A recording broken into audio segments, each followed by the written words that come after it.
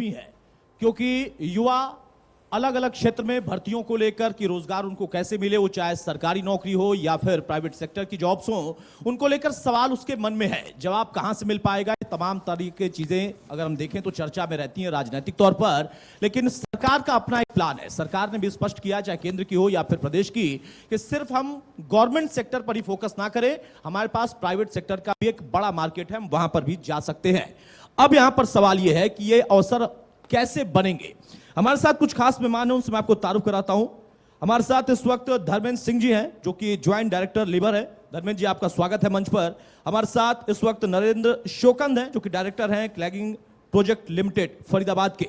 आपका भी बहुत स्वागत है शोकंद साहब। और साथ ही बोधराज सीकरी साहब हैं, chairman federation of all India pharma entrepreneur के। बोधराज सीकरी जी, आपका भी मंच पर स्वागत है। इस सत्र को आगे बढ़ाएंगे मेरे सहयोगी दीपक और अनन्या।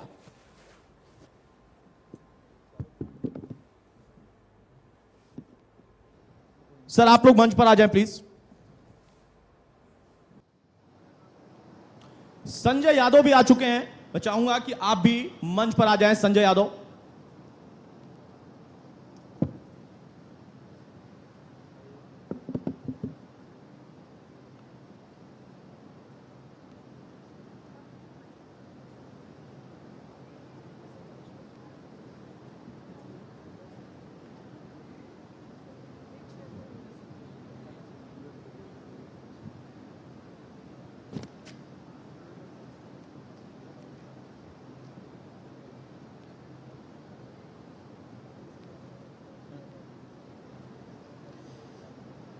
तो अब तक अगर हम बात करें इंडस्ट्री को लेकर, तमाम मुद्दों को लेकर के चर्चा की गई थी। जिस तरीके से पहले सत्र में चाहे हम कृषि मंत्री हरियाणा की बात करें, उन्होंने एग्रो इंडस्ट्री को लेकर के बात करी। उनके साथ में खंडेलवाल थे, खंडेलवाल जिन्होंने हरेरा को लेकर डिस्कस करा हमने यहाँ पर। उसके बाद अगर बात करें किस तरीके से, और हमारे साथ में विधायक गुरुग्राम रहे, उन्होंने भी चर्चा करी कि कैसे गुरुग्राम के अंदर, हरियाणा के अंदर इंडस्ट्री को कैसे और आगे बढ़ावा दिया जा रहा है। तमाम मुद्दे थे, एमएसएमई को लेकर चर्चा की गई। लेकिन इसके साथ साथ जब बात करें उद्योगों की, उद्योगों के साथ सबसे ज़्यादा ज़रूरत उद्योगों के रोजगार के लिए भी बात की जाए, युवाओं के लिए बात की जाए, इसको लेकर हम इस पर चर्चा करेंगे। लेकिन चर्चा में हम जिस तरीके से अभी हमने बात करी, हमारे साथ में धर्मेंद्र जी हैं, जॉइंट डायरेक्टर हैं अगर बात करें लेबर डिपार्टमेंट के। हमारे साथ में संजय यादव जी हैं, जो कि एमडी हैं फिल्मी जो है रियल एस्टेट के। और इनके साथ हमारे साथ में यहाँ पर हैं बोधराज सीकरी जी, जो कि चेयरमैन है federation of all India pharma जो है इंटरप्राइज। इसके साथ साथ अगर हम सीकरी जी की बात करें, यूँ तो विभिन्न इंडस्ट्रियल एसोसिएशन के साथ जुड़े हुए हैं, चाहे हम फिकी की बात करें तमाम संगठनों से हैं, सीएसआर के भी अगर बात करें तो वाइस प्रेसिडेंट हैं। तो तमाम मुद्दों की हम यहाँ चर्चा करेंगे। लेकिन सबसे पहले जिस तरीके से हम बात कर रहे थे उद्योगों की, जब बात करते हैं कि कैसे उद्योगों को बढ़ावा दिया जाए, कैसे आखिर उद्योगों को लेकर क्या योजनाएं हैं, किस तरीके से उद्योगपतियों की समस्या है। लेकिन उसमें एक और बात सबसे अहम होती है, यहाँ बात होती है श्रम विभाग की। यहाँ बात हम उन कर्मचारियों की बात कर रहे हैं, उन जो कि जिनके बगैर अगर बात करें कहीं ना कहीं ये उद्योग अधूरा होगा, उद्योग होगा तभी इन कर्मचारियों के लिए रोजगार होगा।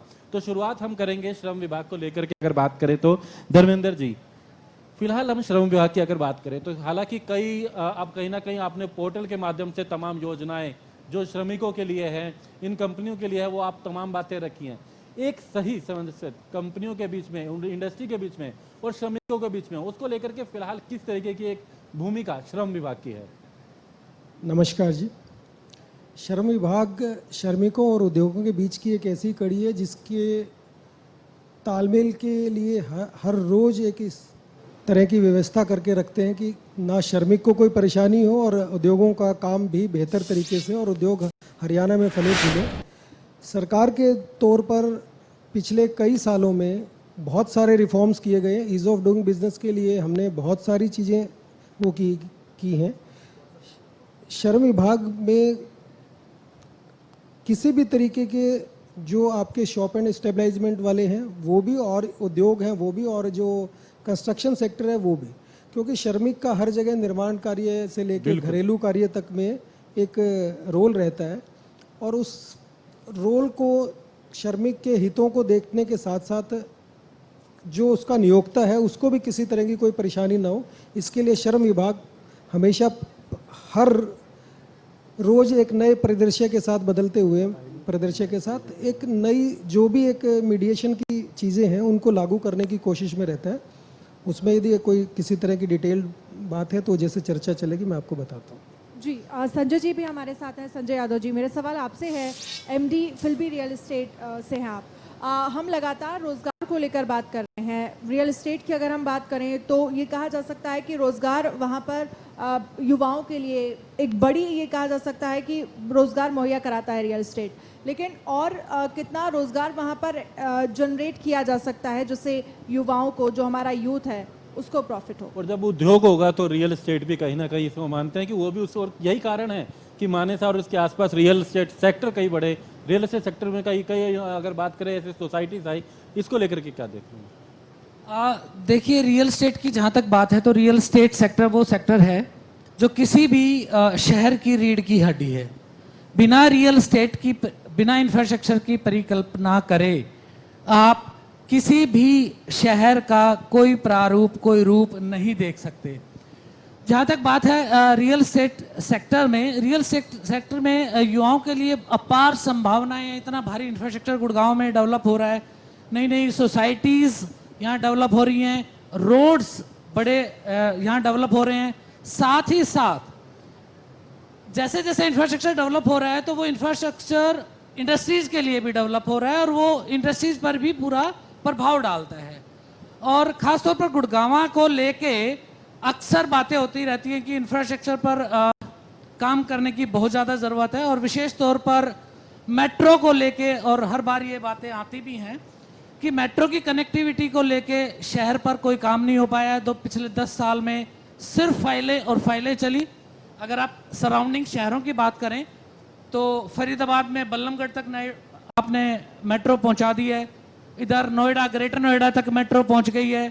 गुड़गांव के जितने भी मेट्रो एक्सटेंशन से रिलेटेड प्रोजेक्ट थे, चाहे आरआरटीएस या पिछले काफ़ी टाइम से न्यूज़ में भी चल रहा है आरआरटीएस को लेके, उससे मानेसर को इटसेल्फ काफ़ी फ़ायदा होना है। मानेसर, बावल जो इंडस्ट्रियल बेल्ट है हमारी, तो उस पर एक्सपेंशन को लेके कोई विशेष काम नहीं हो पा रहे हैं।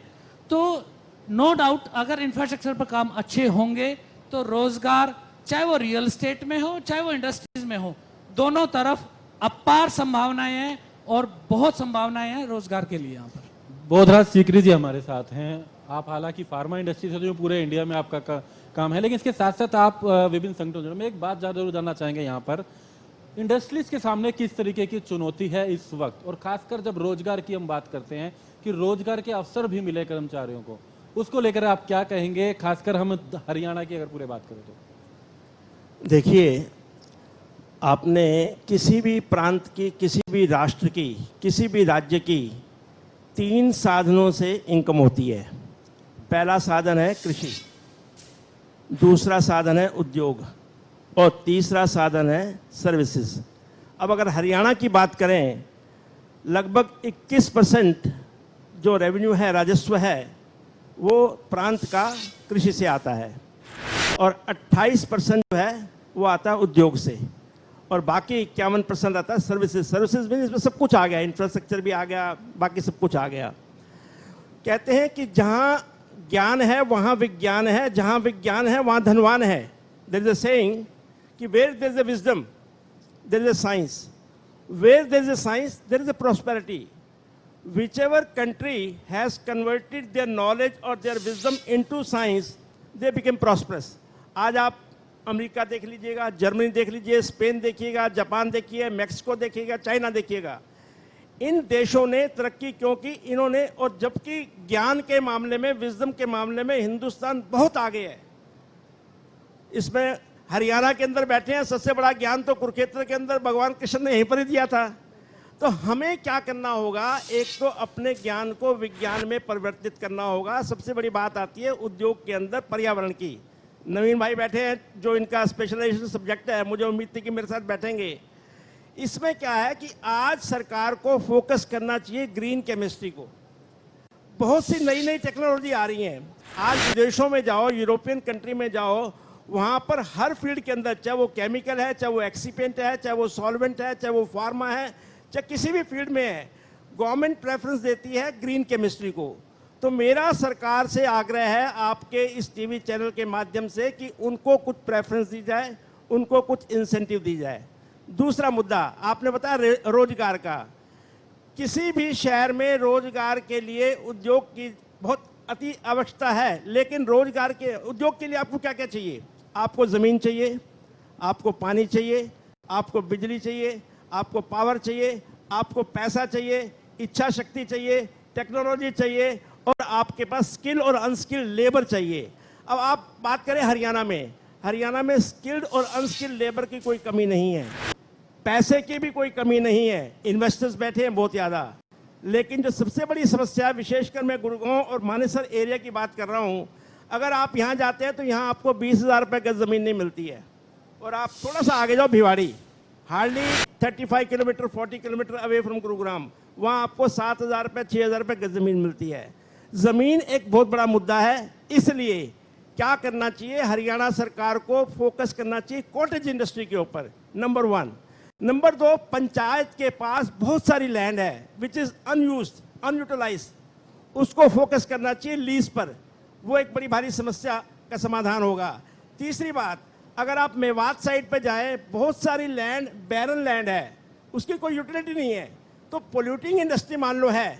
अब 2 साल पहले माननीय मुख्यमंत्री महोदय ने एक स्कीम निकाली थी कि उन्होंने कहा था हर जिला के अंदर क्लस्टर होगा, उद्योग क्लस्टर। उदाहरण के तौर पर लेदर और केमिकल उन्होंने दिया था मेवात को, टेक्सटाइल दिया पानीपत और भिवानी को, सिरसा को दिया फूड प्रोसेसिंग, गुड़गांव को दिया आईटी, फरीदाबाद को दिया ऑटोमोबाइल। इस प्रकार हर जिला को कोई ना कोई उन्होंने उद्योग दिया। तो इस प्रकार हमें ज़मीन की उपलब्धता, पावर की अवेलेबिलिटी, आज जून और मई के महीने में पावर की बड़ी भारी समस्या है, चाहे वो सोलर सिस्टम अडॉप्ट करें, चाहे कोई नई टेक्नोलॉजी लाएं, पावर की उपलब्धता एक बहुत बड़ा महत्वपूर्ण मुद्दा है। तो मेरी सरकार से रिकमेंडेशन ये होंगी कि पहले तो ज़मीन की समस्या का समाधान करने के लिए instead of going for a very huge industry, go for a cottage industry, क्योंकि आज भी हमारा 65% युवा जो है वो गांव के अंदर बैठा हुआ है हरियाणा का, और इसमें से 66% महिलाएं जो है शिक्षित हैं, बाकी 34% शिक्षित नहीं है, 84% पुरुष शिक्षित है। तो एक फोकस करना चाहिए हमें महिलाओं की शिक्षा का बढ़ावा देकर के पुरुष के बराबर लाने का। एक है स्किलिंग। आज से 7 साल पहले 8 साल पहले जब माननीय नरेंद्र मोदी की सरकार नहीं थी, स्किलिंग शब्द हमने कभी सुना भी नहीं था इंडस्ट्री के अंदर। बिल्कुल, स्किल डेवलपमेंट को लेकर हम लगातार इससे पहले भी बातचीत कर रहे थे। उन्होंने स्किल मिनिस्ट्री बनाई, उसके बाद आज बात स्किलिंग की नहीं हो रही है, स्किलिंग की हो रही है, रीस्किलिंग की हो रही है, अपस्किलिंग की हो रही है। इसको अगर फोकस करेंगे तो देश के अंदर रोजगार के बहुत ज्यादा मुहैया। अच्छा, बहुत सारी ऐसी बातें भी हैं। अब एक किसान का बेटा है, संपन्न है, लेकिन जब आप सर्वे करते हैं बोलते हैं ये तो बेरोजगार है, तो सरकार के पास जब फिगर आती है कहते हैं आप बेरोजगारी बहुत ज्यादा। ऐसा नहीं है। इस समय बहुत सारा और अनऑर्गेनाइज सेक्टर है। आप अपना मकान बनाते हैं और एक L&T ने एक बहुत बड़ा ठेका ले लिया। ठीक है सर, हम चर्चा में धर्मेंद्र जी को भी शामिल करेंगे। धर्मेंद्र जी, क्योंकि हम देख रहे हैं गुड़गांव में आप रोजगार की क्या स्थिति देख पा रहे हैं, और अगर हम MSME सेक्टर के को लेकर बात करें जिसको लेकर तमाम दावे कर रही है सरकार, MSME सेक्टर को लेकर क्या स्थिति है हरियाणा में? देखिए, श्रम विभाग की तरफ से सबसे पहला मुद्दा रहता है, हम औद्योगिक पीस के ऊपर सबसे पहले जाते हैं कि उद्योगों में एक पीस बना रहे, श्रमिकों और औद्योगिक संस्थानों के बीच में किस तरह का कोई विवाद उत्पन्न ना हो, जिसके लिए लगातार विभाग अपने स्तर पर दोनों पक्षों के साथ अधिकारी लेवल पे मिलता जुलता रहता है और उनकी समस्याओं को कोई भी वो आगे जाके इस ऐसा रूप धारण ना करे, उससे पहले सॉल्व करने की कोशिश करता है। दूसरा काम क्या है, जो आपने MSME और उद्योगों में रोजगार की बात की, आज के दिन कोई भी नया उद्योग लगता है या कोई पुराने औद्योगिक संस्थान जो भी यहाँ पे हैं, किसी को भी कोई ऐसी लेबर की समस्या या इस तरह की समस्या तो हमने अभी तक कोई नहीं देखी है कि किसी को श्रमिक उपलब्ध ना हो। श्रमिक उपलब्ध कराने में कोई श्रम विभाग का हालांकि कोई ऐसा रोल नहीं है, परंतु यहाँ के औद्योगिक संस्थान जितने भी हैं वो सब अपने स्तर पर अपने तरीके से श्रमिकों को अपने आवश्यकता अनुसार रखते हैं, और उसमें सब तरह की हेल्प जो भी होती है तो वो उस तरीके से विभाग की तरफ से भी होता है। श्रम विभाग ने उद्योगों को पिछले कुछ समय में कई तरह की रियायतें देने का काम किया है। जैसे कि पहले उद्योगों में जो फैक्ट्री अधिनियम है, फैक्ट्री एक्ट जिसको बोलते हैं, वो 10 व्यक्तियों पे लग जाता था। पर हरियाणा सरकार ने प्रोएक्टिवली उसको लेते हुए, सेंट्रल गवर्नमेंट का एक्ट है, उसके बाद भी उसको विधानसभा से पास करवा के 20 व्यक्तियों पे लगाने का काम किया, ताकि छोटे उद्योग हैं उनको इस तरह की कोई लाइसेंसिंग वगैरह से ना लेना पड़े, एक्सेप्ट कि वो कहीं किसी हैजर्डस या लेकिन केमिकल अगर हम उसमें ना पिछले आता कुछ हो। समय पीछे जाएं, कोरोना के समय में जी। जब श्रमिकों के सामने चुनौतियां थी, उनके पास काम नहीं था और रोजी रोटी का संकट था, क्या वो चुनौतियों से पार हम पा पाए हैं? नहीं, बिल्कुल उन चुनौतियों से हम पार पा पाए। एक बार जब इस तरह का जो कोरोना काल आया, उस वक्त श्रमिकों को खाना पहुंचाना, उनको एक फैसिलिटी देना और उस तरह का था, उसमें कोई पूरी सरकार ही या सारे विभाग या प्रशासन के तौर पे सारा काम हो रहा था। उसमें श्रम विभाग ने भी अपनी तरफ से जो भी पॉसिबल था वो सारा कुछ करवाया। जो फैसिलिटेशन थी या एक जो हमारा उद्योगों के साथ जो संपर्क था, उस संपर्क के साथ उनसे किसी के भी कोई कर्मचारियों को कोई बात थी, वो थी, उनको सब तरह से कराने की कोशिश की। उसके बाद उनको वापस यदि बुलाने की भी बात थी, उसमें भी श्रम विभाग ने एक प्रोएक्टिव रोल निभाया। यदि किसी भी औद्योगिक संस्थान ने कोई ऐसा कहा कि मेरे वर्कर्स फलां जगह से थे और वो उनको वापस बुलाना है, तो हर तरीके की फैसिलिटी सरकार की तरफ से भी मुहैया कराई गई और विभाग ने भी उसमें एक प्रोएक्टिव रोल दिया है। बिल्कुल बोधराज जी, लेकिन आप इससे पहले बात कर रहे थे ज़मीन को लेकर कि इंडस्ट्रीज़ को आप इनवाइट तो कर रहे हैं, लेकिन उनके लिए सुविधाएं सरकार उतनी नहीं दे पा रही है। अगर आप इंडस्ट्रीज़ को इनवाइट करते हैं, क्योंकि हम बाकी स्टेट्स की बात करें, चाहे उत्तराखंड की बात करें, चाहे हम यूपी की बात करें, तो वहाँ सरकार की तरफ से तमाम रियायतें दी जा रही हैं उन इंडस्ट्रीज़ के लिए। तो हरियाणा में क्या इस तरह की कोई स्कीम है, और अगर कोई स्कीम है तो वो क्या है, जिससे इंडस्ट्रीज़ ज़्यादा से ज़्यादा यहाँ पर आएँ और अपना पूरा प्लांट लगाएं? देखिए, आपने मुद्दा उठाया एमएसएमई का और उद्योग का। जुलाई 2021 में लोकसभा के अंदर चर्चा हुई थी एमएसएमई की। आप सुनकर हैरान होंगे कि पूरे 29 राज्यों में से अधिक जो एमएसएमई की रजिस्ट्रेशन हुई थी वो हुई थी हरियाणा में, और नंबर 2 पे था पंजाब।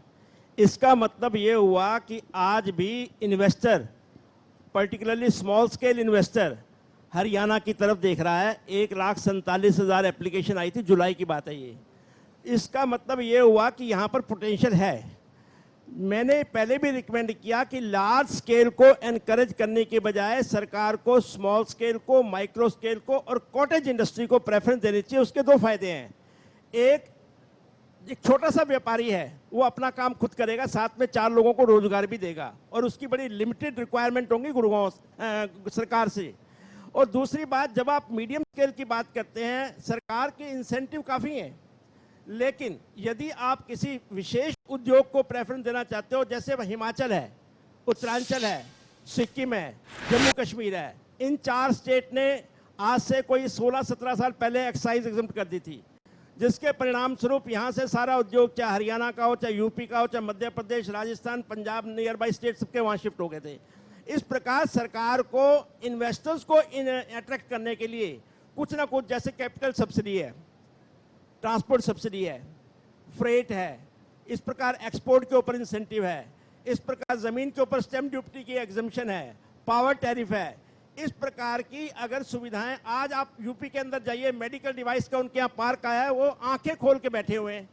तो हमें नई स्कीम बनानी होगी, उद्योग नीति को दोबारा पुनः उसकी समीक्षा करनी होगी, और जो लोग आना चाहते हैं, जो एग्जिस्टिंग, यहाँ पर बहुत सारे उद्योगपति बैठे हैं, हमारे 2-3 तो हमारे पदाधिकारी मंगला जी और मैनी जी बैठे हैं, इनकी समस्याओं को पहले समाधान करना होगा, बाद में नए इन्वेस्टर को हमें अट्रैक्ट करना होगा, क्योंकि इस समय युवा इंतजार कर रहा है। अब स्मार्ट जो अपना स्टार्टअप है, स्टार्टअप के अंदर you don't need much investment, you don't need much land.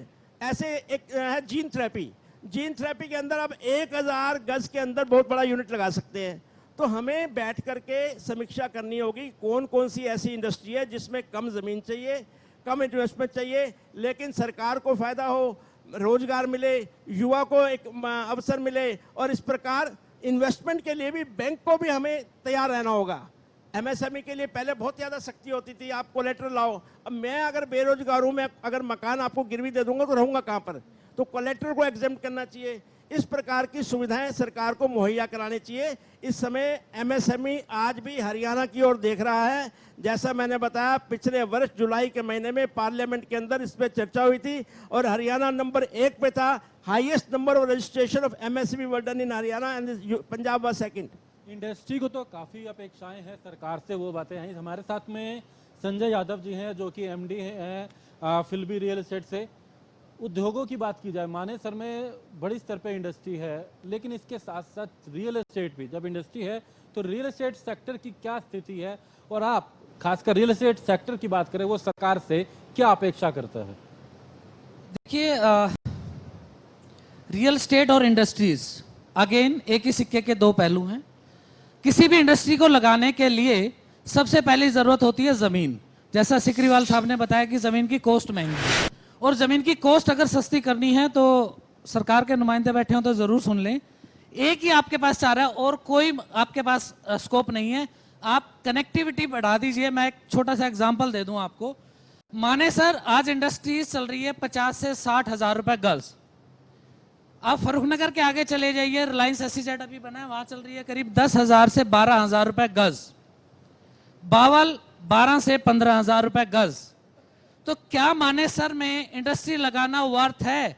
MSME या छोटे स्टार्टअप्स को जब अपनी इंडस्ट्रीज लगानी है, उनको लैंड कॉस्ट सस्ती चाहिए, और लैंड कॉस्ट अगर सस्ती चाहिए तो उनको बाहर जाना पड़ेगा, और बाहर जाएंगे वहां काम करने वाले स्किल लेबर, स्किल स्टाफ चाहिए, उनको कनेक्टिविटी चाहिए। तो अगेन घूम फिर के वही आती है कि कनेक्टिविटी बढ़ा दी जाए, एक चीज। दूसरा, जो लैंड कॉस्ट बार बार बढ़ रही है, तो गवर्नमेंट को अपनी कुछ पॉलिसीज में भी चेंज करना पड़ेगा कि पीछे जितनी भी इंडस्ट्रीज मानेसर में या सराउंडिंग में ऑक्शन हो रही हैं, रादर देन ऑक्शन उसमें ड्रॉ सिस्टम किया जाए। ऑक्शन में क्या है, जिसका बजट नहीं है वो तो बेचारा इंडस्ट्री लगा ही नहीं पा रहा। तो रादर देन ऑक्शन प्रॉफिटेबल ना करके इसको आप इसकी ड्रॉ निकालें, ताकि जिनको एक्चुअल जरूरत है उन तक वो लैंड पहुंचे, क्योंकि प्लॉट पहुंचेगा तो वो बेचारा कुछ कर पाएगा। तीसरा, इंडस्ट्रीज वेस्ट को लेके देखिए, जब भी कोई बड़ी कंपनी आती है और खासतौर पर ग्लोबल लेवल जब कोई मल्टीनेशनल कंपनी आती है, तो वो सिर्फ ये नहीं देखती कि मेरे को लैंड मिल गई जी, यहाँ ये मिल गया वो मिल गया।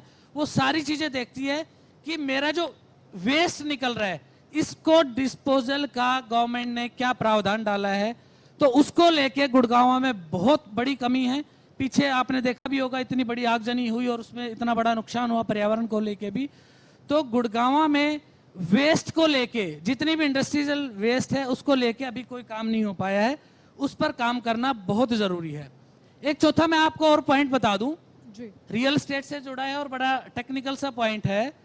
जैसे आप अगर इंडस्ट्रीज को सेल करते हैं तो एक कैपिटल गेन होता है, आपने कितने की खरीदी कितने की बेची, उसके बीच में कैपिटल गेन मिलता है। अगर आप इंडस्ट्री को सेल करके घर खरीद रहे हैं तो आपको कैपिटल गेन का पूरा बेनिफिट मिलता है। पर अगर आप प्लॉट, एग्रीकल्चर या कुछ जमीन बेचकर इंडस्ट्री लगाने की बात कर रहे हैं, आप समझना, इंडस्ट्री टू घर एक आदमी का काम है, ठीक है, घर से इंडस्ट्री हजारों लोगों का काम है। तो वहां पर कैपिटल गेन का बेनिफिट नहीं मिलता। तो सरकार को एक इस पर जरूर ध्यान देना चाहिए कि अगर कोई अपनी जमीन या घर बेच के इंडस्ट्री लगाना चाहता है तो वहां कैपिटल गेन का उसको पूरा बेनिफिट मिले। बिल्कुल। समय की थोड़ी कमी है हमारे पास और चर्चा को हमें यही समाप्त करना पड़ेगा। आप तीनों ही खास मेहमान का हमारे साथ जुड़ने के लिए बहुत बहुत शुक्रिया। तो उम्मीद यही है कि जो छोटी छोटी कमियां हैं वो सरकार जरूर दूर करेगी। Associate sponsor Haryana